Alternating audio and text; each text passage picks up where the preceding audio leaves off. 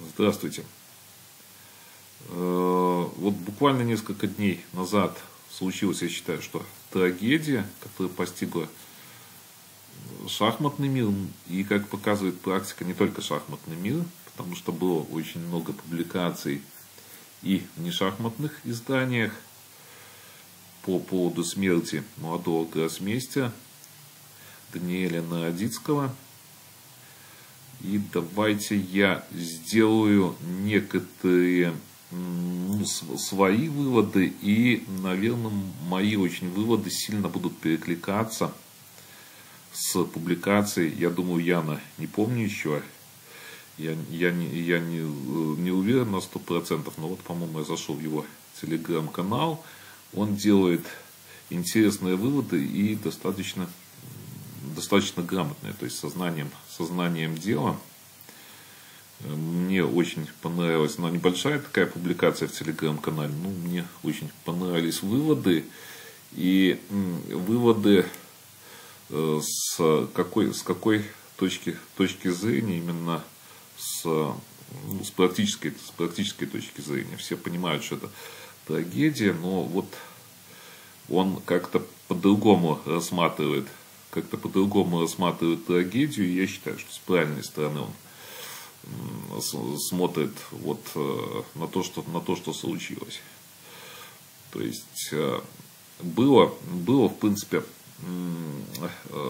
был бум, и он сейчас где-то остается, бум онлайна. Почему он произошел? Это бум онлайна. Мы знаем прекрасно, что в 2020 году была пандемия, у многих был карантин, многие сидели по своим домам, и как раз то логично, что все перенеслось в онлайн. Но плюс, конечно, шахматы, особенно плюс очень большой был, что тренера все-таки получили ведущие шахматисты получили достаточно много работы. Это понятно, что это средство к существованию, другой какой-то уровень, это очень большой плюс. И вот онлайн-турниры, очень много было онлайн-турниров, шахматы, и проводились онлайн-турниры с нормальными такими достаточно призовыми. И как-то от этого онлайна, к сожалению, от этого онлайна, не могут многие отойти. Получается, если не пошла игра, либо что-то другое случилось, то вот я недавно рассматривал этот момент как продолжительный стресс, и у многих он очень сильно появляется сейчас. То есть вы обратите внимание на мои вот предыдущие публикации, я там публикую много моментов с дофамином, и много можно достаточно понять и сделать правильные выводы, и чтобы вот не было таких вот трагедий, которые случилось с молодым шахматным гроссмейстером. В принципе, я считаю, что если есть возможность играть офлайн, то есть вживую, то надо, конечно, желательно играть вживую. То есть и другие ощущения, кто бы мне что ни говорил, то есть, любители это говорят, я думаю, что это любители все-таки говорят. И второй момент,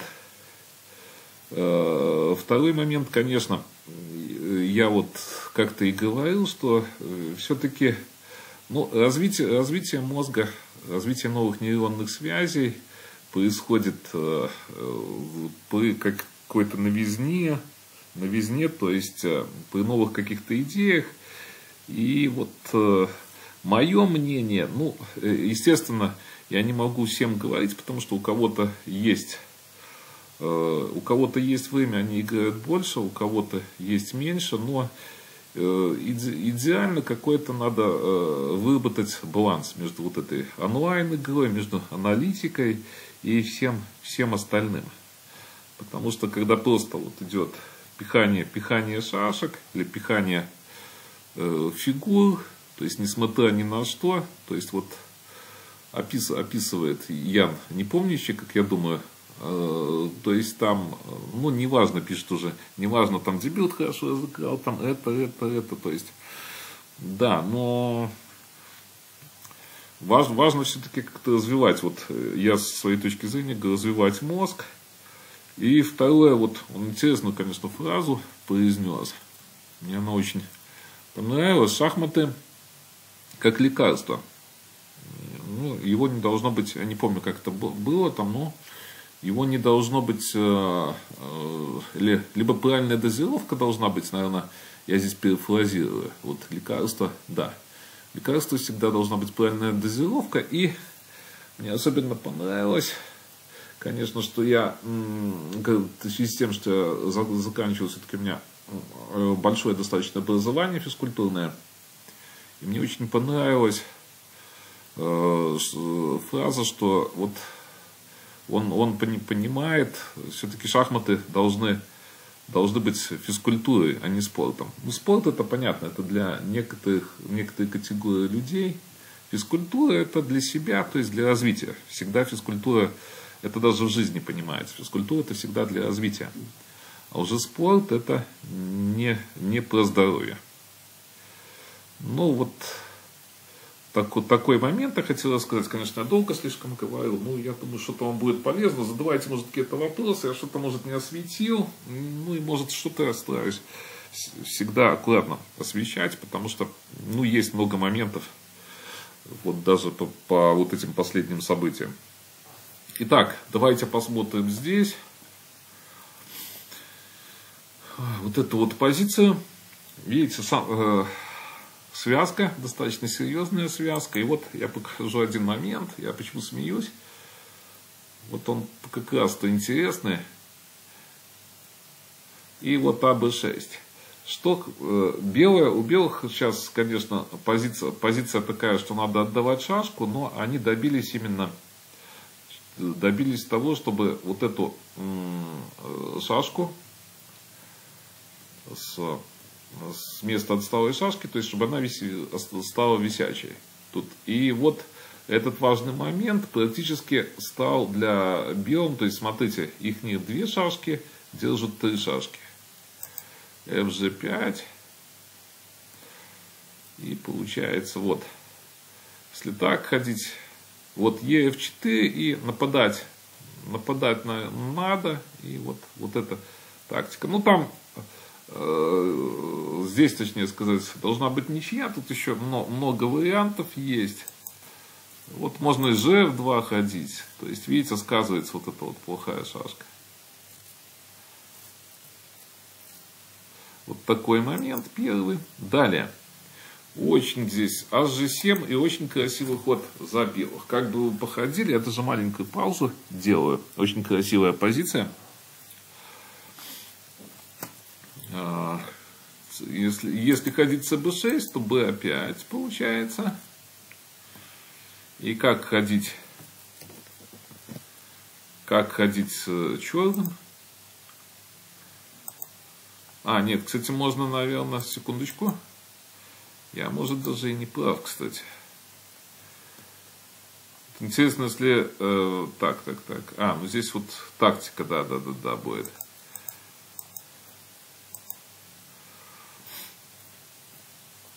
Ну, можно вот эти ходы делать. Должна быть выиграна позиция, в принципе. Ну вот HG7. HG7, и вот я вас чуть-чуть заболтал, можно сказать. И вот здесь вот CB2. Красивейший ход. Вот кто бы мог подумать. То есть нестандартный, красивейший ход, от чего получаешь истинное наслаждение от игры. То есть нельзя так ходить. И на этот ход просто GH4. И вот идея такая. FE5, если то B5 и шашку выиграем. Ну вот красивая позиция, я считаю, очень красивый ход. Ради этого стоит вот играть в шашки, чтобы создались новые нейронные связи, чтобы получить удовольствие и получить это своеобразная позиция лекарства, я считаю. Но вот в правильной дозировке. Но вот здесь опять интересная, очень интересная позиция. Смотрите, если походить b5, то, ну, есть, конечно, вот этот ход здесь показывает компьютер. И вот это тоже, вот эта идея есть. Есть такая идея. Есть. Но есть и такая вот идея. Тоже шикарная вот идея. Это я хочу сказать сразу. С тетради это все головой было. Придумано головой. Поэтому вот такая вот идея симпатичная. Абсолютно симпатичная идея. Далее. Ну вот позиция получилась тоже интересная. Давайте поверну доску. И вот вроде бы все хорошо. У белых вроде бы все хорошо, но вот ход d7. То есть я хочу при определенных обстоятельствах поставить шашку на f4. Потому что если вот dc7 ходить, то если сводить к этой позиции, то будет проиграно здесь. Это тоже нужно учитывать, момент важный. И вот ед2, d7. И вот здесь вот, если пойти же f4, то сразу будет вот здесь вот ничья. То есть вот вы видите. А если не ходить, то ну, проводить сразу. Идея такая. Ловят тоже хитрые очень белые. Они ловят вот на эту идею. То есть здесь уже cd4, понятно, что лишняя шашка, и тут должно быть выгодно. Эти шашки тоже идут в дамке. Вот не надо спешить, просто пойти cb6. Ну и вот такая вот идея, такая вот мысль. И сейчас очень красивая позиция. Она уже встречалась и неоднократно встречалась. Известная очень позиция, но сегодня мне встретилась она в аналитике. Поэтому я вам с удовольствием ее даю. Как ходить за белых? Ну, многие, наверное, знают, и решение достаточно простое. Вот, выигрыш такой. Да, ну вот на этом сегодня все. Достаточно длинное у меня, конечно, сегодня много говорил, но такое очень печальное событие.